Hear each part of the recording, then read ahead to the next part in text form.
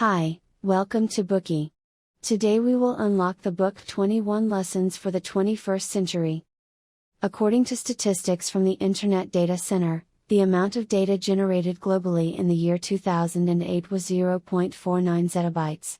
If we assume that a book has 200,000 words, that amounts to an equivalent of 1,400 trillion books, which can fill 280,000 libraries.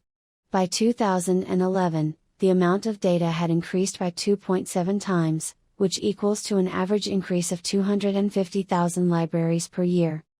Fortunately, artificial intelligence can process a great amount of data, and allows us to enjoy the technological advancement it brings to our lives. However, when we benefit from technology, have we ever thought about the possibility of AI taking our jobs, accessing our data, and even making decisions for us? When it comes to this point, how will we survive? The book 21 Lessons for the 21st Century by Harari discusses this exact question. Not only does it take a historical perspective, but it also covers a wide range of knowledge areas: biology, sociology, psychology, philosophy, and religion. The author believes that individuals can have a direct influence on the world. Known as the young geek, Yuval Noah Harari is a historian who obtained his doctoral degree from the University of Oxford. Besides this book, he has published another two global bestsellers, Sapiens, A Brief History of Humankind, and Homo, Deus, A Brief History of Tomorrow, completing his trilogy.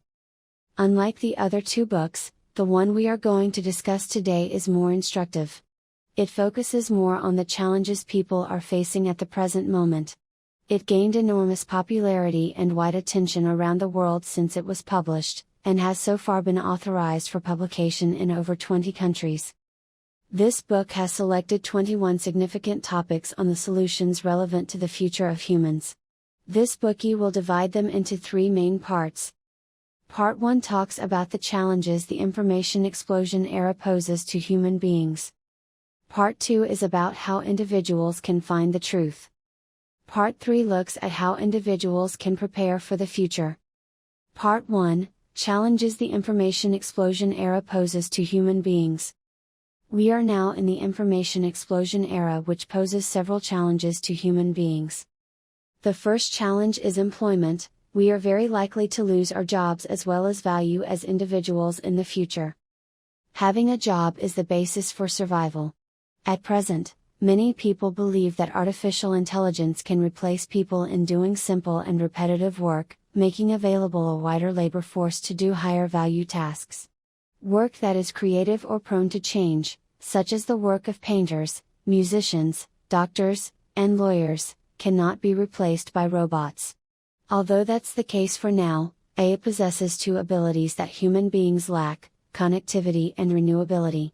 In other words, connecting through the internet to share data and updating iteration. Hence, in the future, all AI doctors will be able to share data about new diseases or new medication.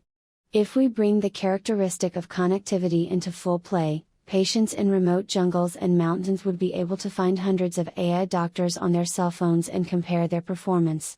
If you don't like the diagnosis of an IBM doctor, you could ask another doctor for a second opinion. In the future, AI doctors will be expected to provide better and cheaper medical services to billions of people. With regards to work, Harari argues that all work will eventually become automated, even artistic work.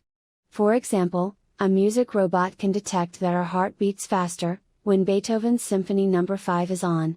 It can also notice the decline in our rate of blinking when listening to a lullaby.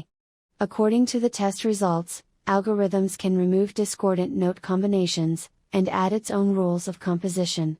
In this way, music robots can also compose songs.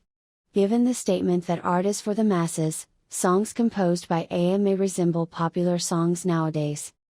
Even if AI is expected to replace most of the existing jobs, will it also create plenty of new jobs related to AI technology? Harari suggests that we should not be too optimistic. In the industrial era, it was easy for people to change from one low-skilled job to another low-skilled job. For instance, in the past,